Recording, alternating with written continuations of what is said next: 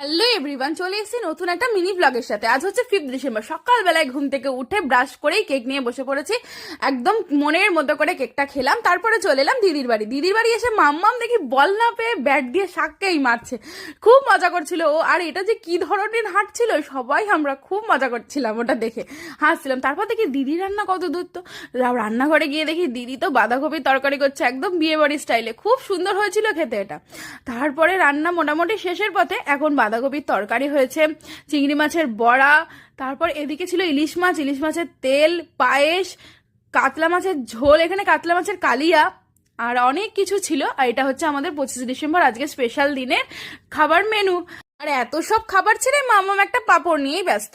তো এইভাবেই আমাদের কাটলো সারাটা দিন। আর বিকেলে গিয়েছিলাম বউ বেড়াক, সেখানে খুব মজা হয়েছে, সেখানেও ভিডিও আছে, এটা পার্ট 2 আছে, সেটা তোমরা অবশ্যই দেখো, খুব ভালো লাগবে। আর আজকের ভিডিও ভালো লাগলে সবাই একটু সাবস্ক্রাইব করে দিও। টাটা।